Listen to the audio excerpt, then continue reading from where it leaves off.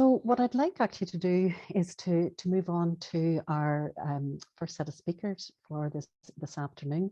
And I'm very pleased to introduce to you a very unusual project. It's something that's actually very dear to the heart of Alcohol Action Ireland. So our speakers who are coming up are Elisabeth Carney-Haworth and her husband, David Carney-Haworth. A very unusual combination in some ways, because they embody absolutely what they're going to be presenting on. So Operation Encompass is an initiative which is happening in the UK, and it's actually just recently come into action in Northern Ireland as well. It's a partnership between police and between schools. And David and Elisabeth absolutely embody this, because Elisabeth is a retired school teacher, and her husband David is a retired police detective, police sergeant. So in their own lives, they actually have encountered ways in which that they can work with children who have been traumatized in domestic abuse situations, and found a way of bringing together two organs, if you like, of the state, of school and of police. So what I'd like to do is to hand over to them to talk a little bit more about this project, and just hear from the horse's mouth why it works and what it's all about. Thank you. Thank you. Imagine arriving at school the morning after you have heard and or seen one of your parents arguing and fighting with the other. You've not slept, you've had no breakfast, your home is in disarray. You don't have all your school uniform on or your PE kit. You haven't even thought about your homework. You are anxious. You believe that what is happening is your fault, and now you're expected to sit in your classroom and learn. You are worried about your parents and want to be at home, but you're also worried about what will happen when you do go home at the end of the day. You believe you have no one to talk to about what has occurred or how you feel. This takes place in schools every day. Operation Encompass enables schools to give these children the support and nurture that they need when they need it most. Operation Encompass was actually created from the suffering of one child, a child that my school was trying to support. We were trying to support him without any knowledge of his living experience, without any knowledge of what he went home to each night, without any knowledge of what he brought with him into school each day, and without any knowledge of what was there with him as he sat in his classroom, as he played out at dinner time, and as he tried so hard to learn and be successful in school. So when I discovered months later, when he had already left my school, the domestic abuse that he was living with in his home, I was both furious and devastated, because I knew that we'd failed him. But we failed him because we were failed by the system.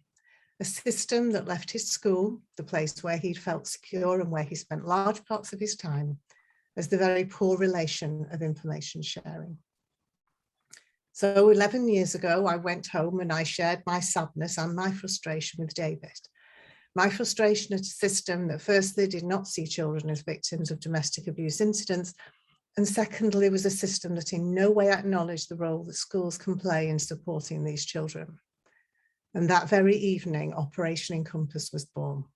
So what is Operation Encompass, and why is it important? What it is both wonderful in its simplicity, yet incredible in its impact. And it's that very simplicity that has been part of our success. And that simplicity which has also brought an incredibly positive impact for each child that Operation Encompass has supported. But Operation Encompass cannot work without the support of both police and schools. They are the two agencies which need to recognise their responsibility to implement Operation Encompass. Operation Encompass relies on every police force and their officers understanding the damage caused by domestic abuse to children, and therefore the imperative to share with schools the incredibly precious and important information that they hold about children experiencing domestic abuse. Domestic abuse in their homes, between the very people charged with nurturing and caring for them, or domestic abuse in their own teenage relationships. And it also relies on schools understanding how important it is for them to know about the children in their care who are experiencing domestic abuse. It relies on schools understanding the incredibly positive impact that they can have on the lives of children with the simplest of interactions and support. And it relies on schools being curious about the living experience of all their children. It relies on schools understanding that their role has to involve understanding, nurturing, supporting, and making honest connections with their children and their families. So at its heart, that is Operation Encompass.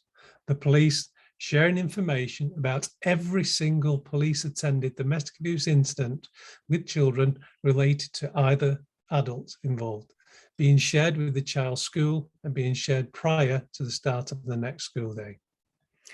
The information must be shared, whether the incident is classed by the police as a crime or a non-crime, be it high, medium or low risk, red, amber or green.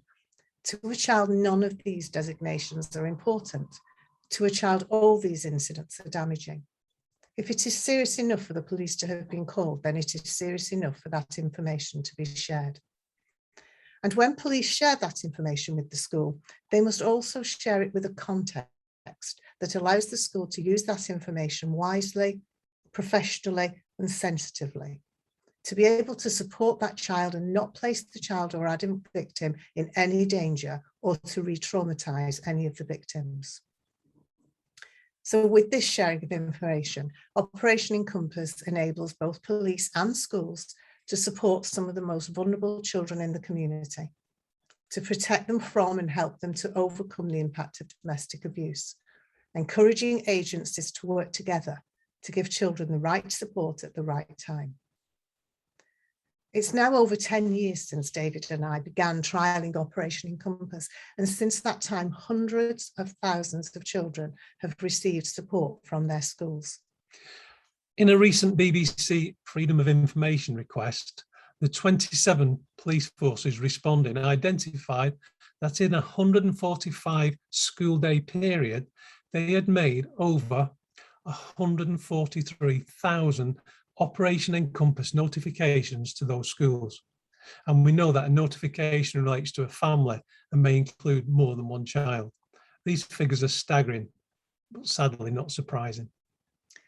The figures and data around domestic abuse will not be rehearsed by us here today, but we must acknowledge that domestic abuse impacts all strata of society, regardless of age, disability, race, religion, gender, or type of relationship. And we also know that there are many other factors and characteristics that play their part in domestic abuse, its impact and a victim's ability to access support, what we describe as intersectionality. And we must also recognise the impact that the COVID pandemic has had upon domestic abuse, the shadow pandemic as it has been called. And whilst the reach and data around domestic abuse is truly horrific, we must never forget that behind these figures are tragic experiences for both adults and children. And history shows us that for too many years, children have very much been an afterthought, if even that, in terms of domestic abuse. Their experience and the impact on them has not been recognised. And wanting that recognition of the experiences of children is why Operation Encompass has strived since our inception to have children recognised as victims of domestic abuse in their own right. And within the Domestic Abuse Act 2021 in England and Wales, we have achieved children's recognition as victims in their own right, a major step forward for all our children. But this recognition of children as victims comes with responsibilities upon all who in some way or other come into contact with children. We have to change how we view and support children experiencing domestic abuse, otherwise these will be merely empty words. We have also to recognise that experiencing domestic abuse is a children's rights issue. We have to listen to what children have said they want from us. They want someone to talk to. They want someone to listen to them, including the police officers who attend the incident. They want someone who will treat them as an independent person. And they want to be involved in the decision-making process, to feel they have some control over their lives. I quote a young person who was approached by his class teacher after an Operation Encompass call. He turned to his teacher and said, thank goodness there's someone I can talk to at last. As part of this is the imperative that the police and schools understand the nuances of domestic abuse. It is, in the words of the Home Office, a cruel and complex crime that can affect anyone, leaving physical and emotional scars that can last a lifetime. Early on in my police career, after attending numerous domestic abuse incidents, the thing I came to understand is that I didn't understand, and that I was, like so many officers, dealing with the incidents as a one-off and in a perfunctory manner, part of a process and nothing more. Offence committed, person arrested. No offence committed, advice given, on to the next job. As time went on, though, I focused upon protection of the victims, but there was still not the organisational understanding. Officers are often left feeling helpless. And I know that police officers need to reflect on how they respond and act when they attend domestic abuse incidents, that they consider what children have said they want from attending officers, keeping children and Operation Encompass in the forefront of their minds. They must not forget that children watch how officers treat the adult victim and perpetrator and know how they themselves wish to be treated by those police officers. It's sadly, we know that for many children, there is a fear of the attending police officers and what they might do. Yet these same officers may be the only person a child can reach out to. And we must remember that officers take with them to these incidents their own life experience and their attitudes towards domestic abuse and towards children. For some officers, there is a fear, a reticence to talk to children at domestic abuse incidents, a concern about what they will do if the children start to talk to them. As one officer put it in the research by Dr. Anne-Marie Miller, "I don't want to open a Pandora's box." Whilst another commented that unless the children were physically hurt by the domestic abuse, it had got nothing to do with them.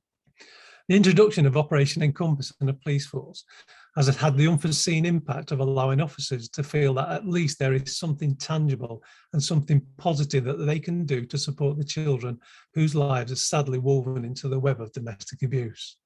And for schools, there is a need to ensure that all staff understand domestic abuse, its impact on children, and what that impact might look like in school, and to then be able to use the information provided by Operation Encompass to support those individual children. But again, we need to remember that teachers too have their own life experience and attitudes towards domestic abuse. Indeed, some will be or have been victims of domestic abuse, and some will be perpetrators. We know that children experiencing domestic abuse may struggle to come into school and be able to settle to their work. An adult reflects on her experience of domestic abuse as a child. I remember going into school every day, terrified, ashamed, and alone. So what can schools do? There is lots of free guidance on our website, including lots of handbooks actually there to support teachers. But most importantly, we need to acknowledge that this is about culture change in a school. It's about thinking how we respond to all children who may be experiencing trauma in their lives, whether we are aware of it or not. It's about seeing a child's behaviour as a communication to us, no matter how that behaviour might manifest itself. As one young person said, the bad things that happen to us don't define us. It's just important that sometimes people understand where we're coming from. Operation Encompass will tell schools about children at police-attended domestic abuse incidents. But there will be other children where schools suspect there may be domestic abuse, where alternative support might be being accessed, but the police have never been called. And there will be children who are living with domestic abuse and no one will ever know.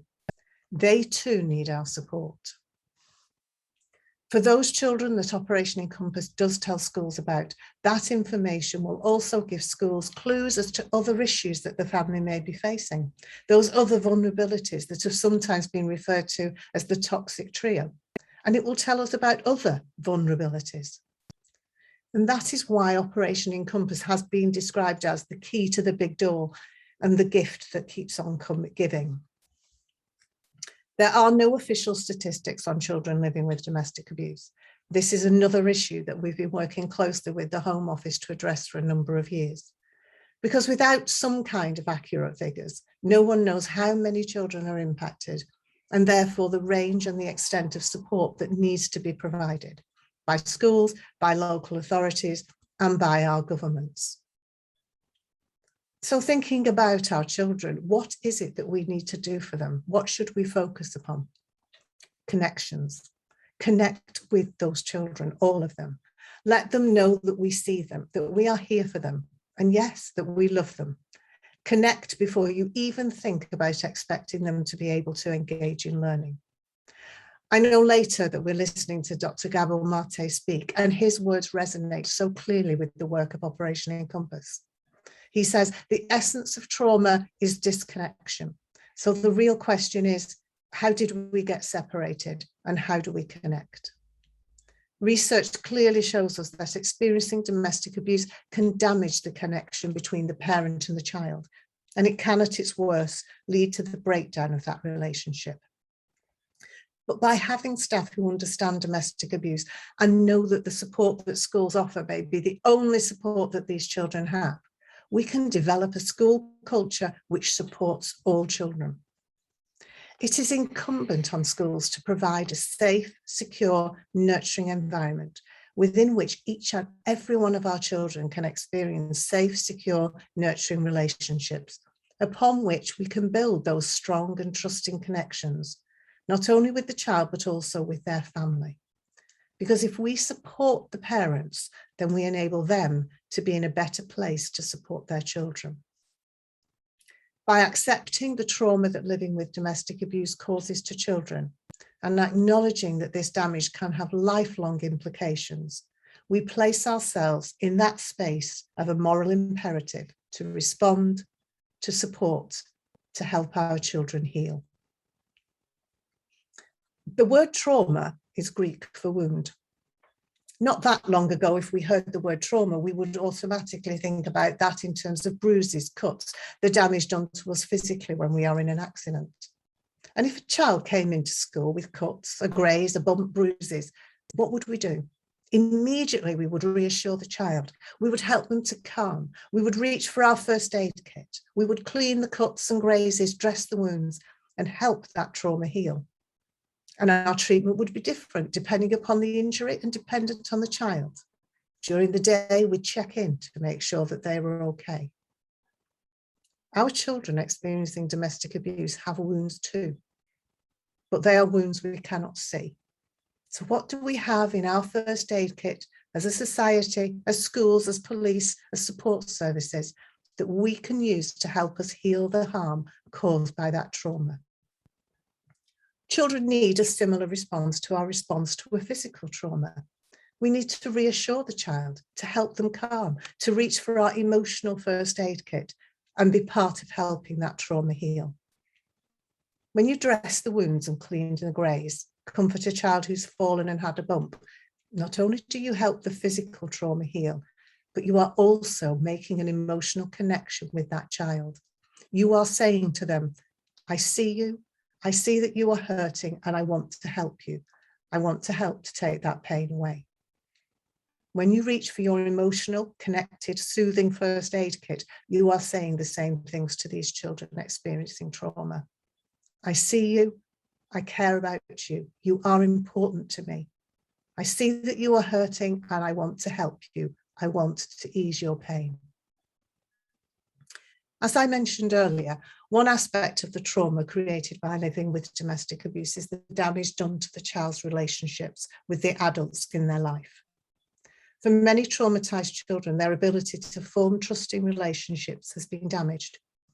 It is our role to bring strong and trusting relationships, and we cannot effectively support children without these. Children, especially young children, in the words of Harvard University Centre on the Developing Child, experience their world as an environment of relationships. And these relationships affect virtually all aspects of their development: intellectual, social, emotional, physical, behavioural, and moral. This enables us to further understand how damaging domestic abuse is to children and to understand that it can have serious, lasting impact on them, with negative effects on their future behaviours and their relationships. Let us reflect for a moment what a child learns about relationships from experiencing domestic abuse in their home. And here, I just want to pause for a moment to reflect upon school, police forces, organisations that are wanting or working towards becoming trauma-informed. And I just want to quote Dr. Karen Treisman, being trauma-informed is much more than just a simple word or term. It is multi-layered and a whole system approach. It should apply to every sphere of an organisation and be fully embedded into the different levels of a system. If we are aiming to have trauma-informed practice, then this must be the very basis of our organisation's culture and ethos. It must be the very beating heart of our work, not a bolt-on activity or the latest fashionable buzzwords. And it is not something that will happen overnight. It takes time and it takes everyone. It is about a journey. Speaking to a head teacher recently, she turned to me and said, "Oh yes, we're going to be trauma-informed in September." So how do you judge where you are on this journey? You may not be surprised to hear that I'm not fond of the tick box checklists that exist, but rather we need to do things like talking to our children, listening to our children as we just have in that video. The same with the parents, the staff, the community, asking them what their experience of your school is. And there is another very simple but incredibly effective way to judge how far along the journey you are. I quote Martin Luther King Jr., "The ultimate measure of a man is not where he stands in moments of comfort and convenience, but where he stands at times of challenge and controversy. Observe your staff and pupil interactions, not when everything is going well, but rather observe what these relationships and interactions look like when things are challenging. Then you'll be able to judge how far you have come."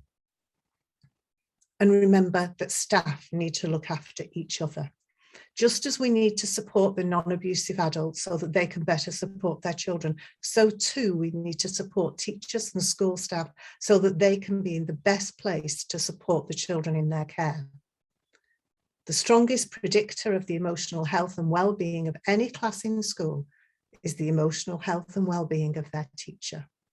We must take cognizance of the impact of our emotional state upon our children. And that is why Operation Encompass has our free helpline.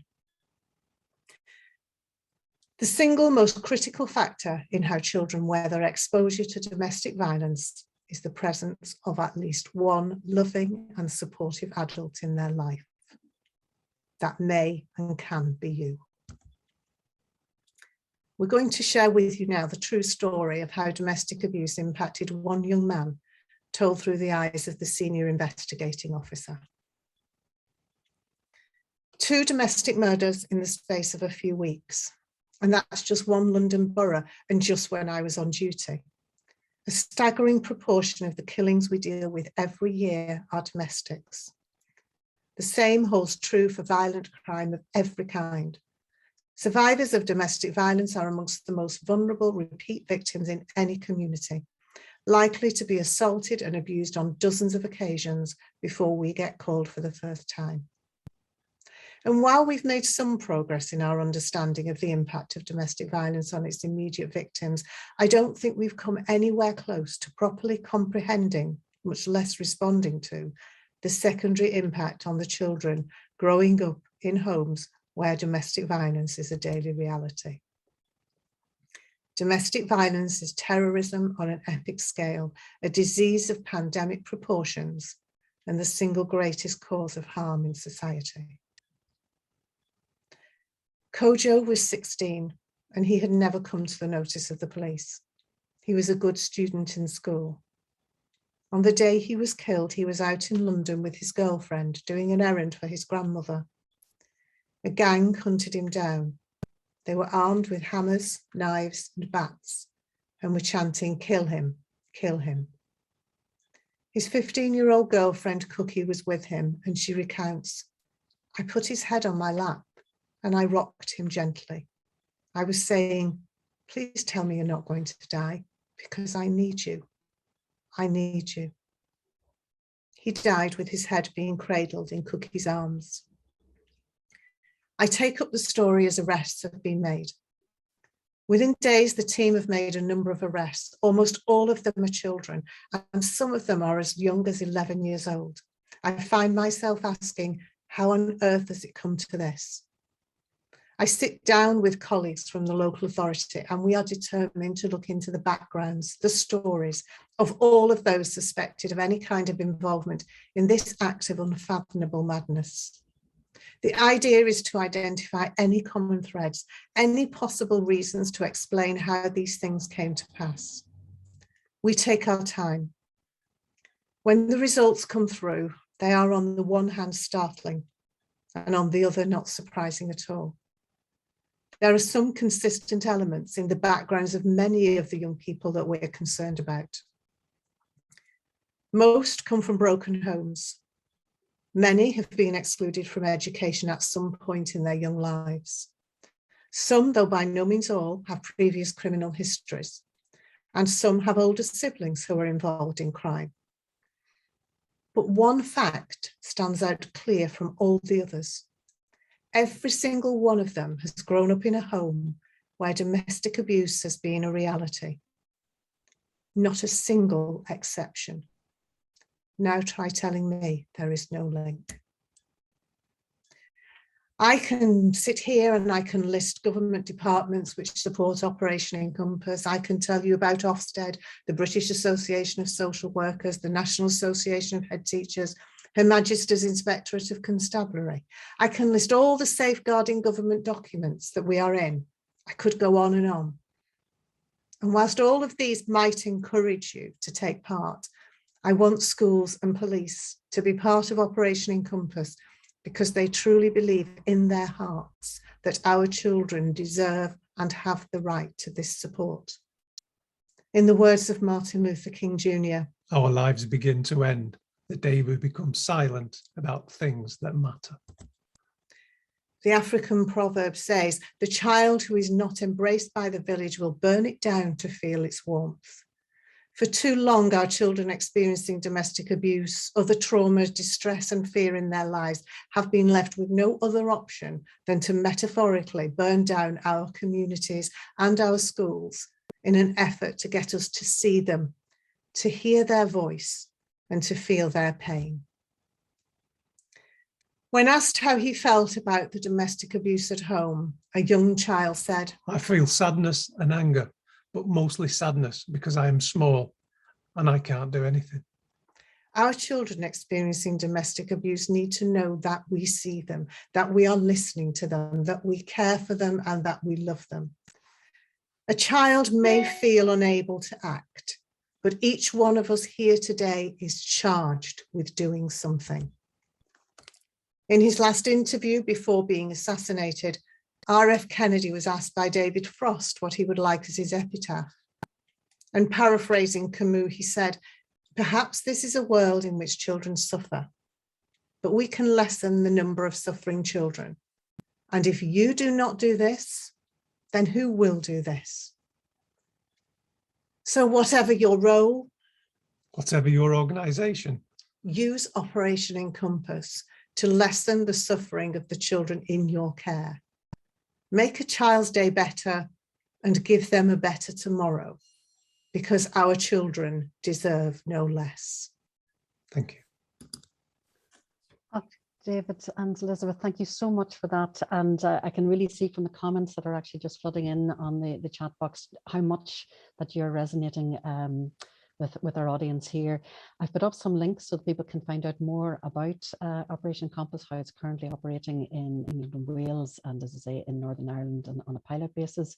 And you can also see more about our own campaign to bring it here to Ireland. In the interest of time, unfortunately, I am actually going to have to move on, but I will say that in our panel discussion, we're going to come back to some of the themes that you have been, raising, and which our audience have been, putting into the chat boxes as well. So thank you very, very much indeed. It was an absolute pleasure personally for me, because we've been so involved in this campaign, to bring Operation Encompass to Ireland. So it's just lovely to actually see you here. I almost feel like in the flesh, even with the screens there. It really does feel like you're right here with us. So thank you, and thank you again for your support, and I think your deep understanding of the issues at play.